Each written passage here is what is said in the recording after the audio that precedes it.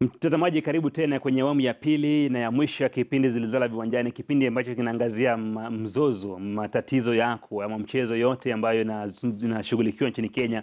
Iwe ni hapa nchini Kenya, Afrika Mashariki na ya Kati, sisi ndio kusema kwenye michezo. Ukituuliza sisi kuhusu michezo, tutakutaarifu na kukuhabarisha kuhusu kila kitu kuhusu mchezo. Kwa hivyo usikose kuandamana nami na wenzangu wote ambao ni jopo kubwa hili la kuangazia michezo nchini Kenya, likiwa ni hapa KTN News.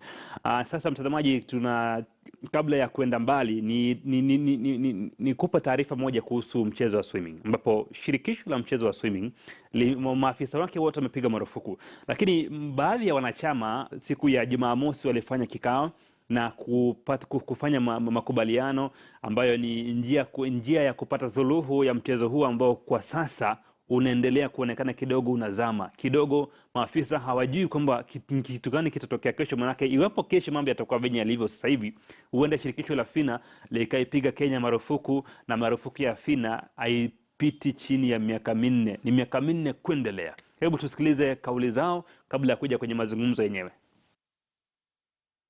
As a result of these wrangles, the KSF officials have been suspended by FINA, and any further delay on elections will lead to a total ban which will ultimately affect Kenya swimmers. Conclusion. We as members, stakeholders and coaches of swimming thereafter demand that 1. The IMC be disbanded forthwith to pave way for elections. 2. The orders in court preventing elections be lifted as a matter of public concern to allow elections to proceed.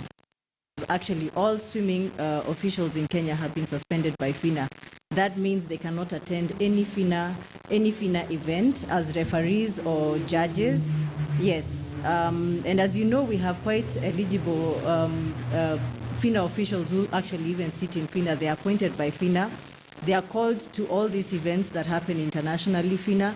Like now, the last event, they could not attend because they have been suspended. And in the event that we actually select a team to go outside of the country, they can only carry coaches and the swimmers without the officials.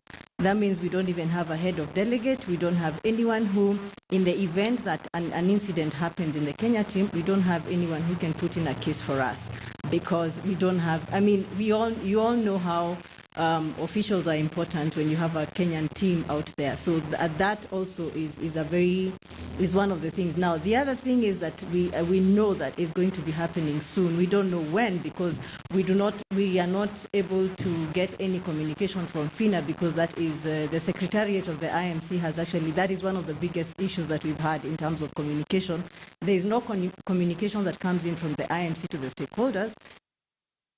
Ninachokipata kutoka kwa taarifa hii ni kwamba Kenya huenda ikapiga marufuku wakati wowote kuanzia sasa hivi. Hata tunavyoketi hapa sasa hivi inaweza ikapiga marufuku, tutoke pale nje tuambiwe kwamba Kenya imepiga marufuku miaka 4 kutoshiriki mashindano yoyote kabisa, na kutohusishwa na shirikisho lolote la mchezo wa kuogelea, iwe ni hapa Uganda ambao ni majirani, hapa Tanzania ambao ni majirani, Uhabeshi hapa juu ambao ni majirani. Kenya haitahusishwa kabisa, manake imepiga marufuku na FINA, ambalo ni shirikisho kuu la kimataifa la mchezo wa kuogelea. Makocha ambao pamoja na kama vile Collins Marigiri ambaye ni mmoja kati ya makocha ambaye aliwakilisha Kenya kwenye mashindano ya Budapest mwaka 2017, hawafai ama hawaruhusiwi kabisa kufikia sasa kuwakilisha Kenya kwenye mashindano yoyote yale. Niulize tu bwana Teddy Wamunyu ambaye anajiunga nasi hapa pamoja na Njeri Wakaba. Teddy, tatizo liko wapi? Manake mlikuwa na katiba yenyewe. Hii katiba ilipigwa muhuri na FINA. FINA ikasema kwamba katiba ya Kenya iko sawa, nyinyi nendeni mkafanye uchaguzi. Ni kitu gani kilipelekea uchaguzi kutofanyika sasa zaidi ya miaka 5 sasa, tangu mwaka 2016? Kuna wale walienda kotini na kusimamisha huo uchaguzi. Court injunction iko na mpaka wale iko. Walienda kotini, manake bila shaka waliona watu hawatapenya kuwa officials wa KSF. Kwa hivyo wakaamua wasimamishe uchaguzi wa kwenda kotini. Nikuulize Njeri, kwa upande wako, tuko na STD ambayo ni Sports Dispute Tribunal, ambayo inaongozwa naye Bwana Ohaga ambaye ni moja kati ya wanachama wa uogeleaji. Mbona wasitafuta tatizo ama suluhu ya mapema, kupata suluhu ili kuacha kusumbua waogeleaji ambao ndio wanaumia kwa sasa? Manake vijana wadogo ambao wanakuwa, mtoto wako ambaye ni Ian Ngatia alifanikiwa, alifanya mambo yake miaka 10 iliyopita na kaondoka. Wanaokuja nyuma yake wana tatizo, manake hawezi wakawakilisha Kenya, na kama wakilisha Kenya atawakilisha Kenya kama refugees iwapo, ama wakimbizi iwapo hii ban ambayo inachongea ama inakololea Kenya macho itafanikiwa. Can I speak in English? Tumia Kizungu tu, haina tatizo. I think also the SDT's hands are tied because the case in court, they are defendants. They are supposed to put in a defense.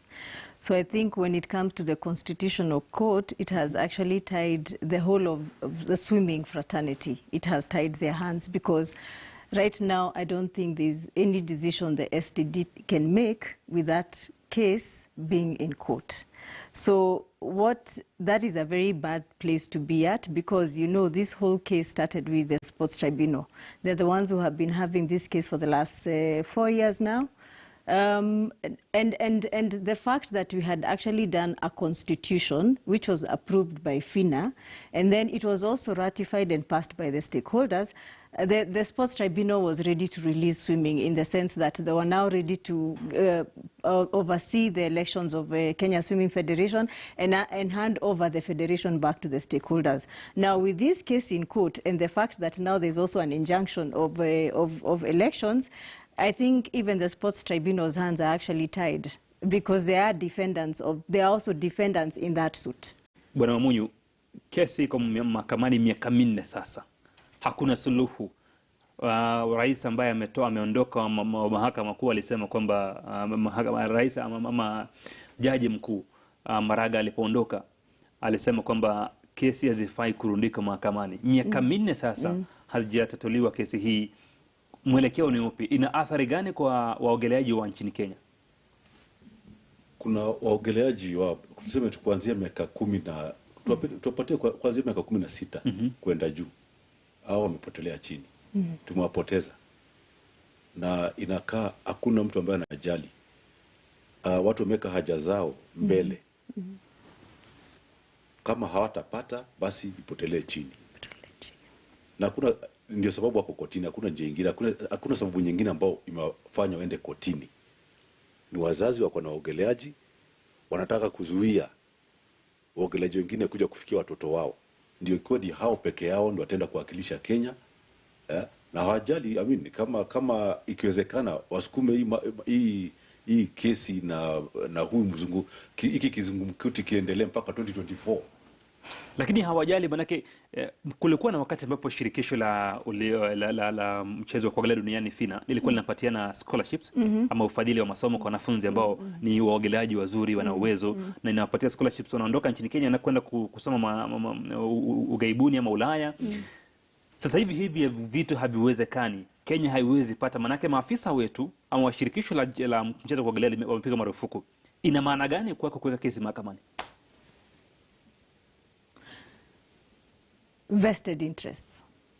That's all I can say, because even the case itself, the case that is in court is about it's taking the constitution that we had done. But let me say what is the elephant in the room. The elephant in the room is just one particular clause: the voting system, universal suffrage way or the delegate suffrage way. I mean the delegates way. Now FINA itself will not vote the delegate way. And they are very clear, in the event that there's a dispute, the FINA rules prevail. So whether we are arguing about universal suffrage or the delegates way, the FINA rules prevail because swimming is governed by the FINA constitution. The only thing that we have done when we sat down and did that constitution is that we adapted some clauses from our own national constitution, which is chapter 6, because of integrity and accountability. And the fact that the swimming in itself is for majority are minors, we put in the Sexual Offences Act, which protects the children from the swimmers from any sexual molestation out there. And then we also put in the Children's Act. Now, that covers the children and it protects the children. Now, when you ask why have people gone to court, that is a question we have repeatedly asked ourselves as stakeholders. Because whatever is in court actually we could have had a discussion about it and maybe even come up with an amicable solution. But even to state that, during the passing of the Constitution, the stakeholders deliberately, seriously deliberated on the universal suffrage way and the delegate way. And it was concluded that regardless of what, in case of any dispute or in case of any conflict, the FINA rules prevail. So either way, whether we have a dispute, the only way to solve that dispute is by following the FINA rules. And when it comes to the elections, FINA rules are the delegate way. Teddy, nirejee kwako kidogo, labda kwa maoni yangu kidogo. Shirikisho la uogeleaji duniani FINA lina uwezo wa kuingilia kati uchaguzi wa Kenya ili kuzuia mambo ambayo yanaendelea sasa hivi. Kitu cha pili, iwapo FINA itapiga Kenya marufuku ya miaka 4 au zaidi, ni kitu gani kitatokea kwa baadhi ya waogeleaji ambao tuko nao? Tukiongea mambo ya ban, kupigwa marufuku ya miaka 4, miaka 4 ni muda mrefu sana. Hata nikifikiria na ile hasara ambayo tutaenda, ni ajabu. Hata kufikiria mambo ya hasara, mimi mwenyewe afadhali nene basi nikafuge kuku. Niachane na mambo ya swimming, manake sasa itakuwa ni kazi bure. Miaka 4 ni muda mrefu sana. It's too long. Hasara itakuwa hasara moja ajabu. Itakuwa ni kama tunaanza tena, ni kama tunajifunza kuogelea, ni kama mtoto wako unamfunza kuogelea kuanzia pale ile doggy paddle mpaka aje tena, itakuwa kazi ngumu. Kama vile Njeri amesema ni FINA, the world body, shirikisho la dunia la uogeleaji, katiba yao ndio iko mbele. Sasa hawa ambao wametupeleka kotini, sijui wataka tufuate katiba gani. Maana FINA is a governing body, hao ndio kusema. Sio serikali ya Kenya, sio National Sports Council, sio Ministry of Sports, ni FINA. Kama vile FIFA, kama watu manake sisi wengi tunacheza mpira. FIFA ikiamua imeamua. Mpira utenda hivi, ligi zitaenda hivi. Hivyo ndio FINA itaamua pia. Serikali haina say hapa. Hawana say. Njeri, kwako, ni vitu gani ambavyo tunapata kutoka kwa FINA wakati ambapo tuko na shirikisho linafanya kazi ambalo linatambulika na dunia, ambavyo wakati tutapata ban hatutavipata tena? Hey, first and foremost, let's start with our swimmers, because they are our priority. I call them the children who drink chlorine for breakfast. Their times will not be recognized. So they can... Rekodi yote ambayo itawekwa Kenya haitambulika. It will not be recognized. So in actual sense, we will have told our swimmers who want to get into the elite swimming competition, go and play in the pool. Because if you're training so hard, you wake up in the morning, you're training so hard, and your times can't be recognized, so why are you even swimming? That is one. Two, our swimmers will lose on scholarships, which really help our elite swimmers. They will lose on scholarships. We will lose on grants. We will lose on sponsorship. We will lose everything. We will lose the sport itself. Teddy, mambo magumu haya, manake kama hivi ndivyo mambo yalivyo, kidogo kuna tatizo kubwa ambalo linafaa kutatuliwa sasa hivi. Hao ambao wametupeleka kotini, kama ingezekana, mimi mwenyewe naweza kubali kama universal suffrage ndio njia ya kwenda. Sikata I'm very happy to do it. But FINA doesn't want that. FINA haitaki. FINA inataka delegate system, period. Twende kotini, twende wapi, twende turudi, turuke juu, tufanye nini. FINA is delegate, period. Kama FINA itakubali universal suffrage ambayo hizi kubali, manake wakikubali universal suffrage, America itatawala swimming basi. Manake America iko na waogeleaji wengi kuliko nchi nyingine yote duniani. Sasa kabla tuzungumzie Marekani, sasa nije kwako Njeri. Mimi ni mwogeleaji wa Kenya ambapo nimeona kuna tatizo Kenya. Kina Emily Mteti wako pale nje, kina Daniel Rosafi wako pale nje wanasoma.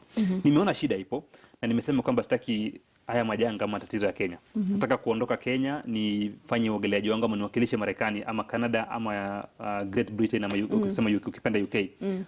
Kuna vikwazo ambavyo vitanizuia, manake kama football tunakaa hivi unasema kama mimi sitaji Kenya tena, nitacheza England. Kuna vikwazo? Yes, FINA has a very strict rules in terms of changing citizenship and even changing of clubs. You have to like, so let me give an example. Like Emily, she's in the US, she's swimming for her university, she's swimming. But first and foremost, I think even for I will not talk about the US because I don't know their requirements of being a swimmer in the USA team. But FINA itself has a very strict rule that you have to have swum inside that country for like 2 years. So you cannot swim you cannot go for a competition, like you leave Kenya today and then you go to the US and then you start swimming for the US. You have to have swum and trained in that country for 2 years. Na Kenya? Hapa Kenya it's the same thing. You see, the thing is, we follow our constitution because swimming is a sport that is governed by FINA because it's a sport. So we actually follow the FINA rules. So even here, we have a rule that if, let's say I'm a swimmer who's swimming, let's say for Kenya, my club is called Kenya, and his club is called Uganda. Even if I want to move to his club, it has to take about a year again for me to swim.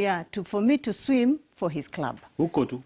Yeah, so you're there. You'll swim. Your times will be recognized, but you will not swim.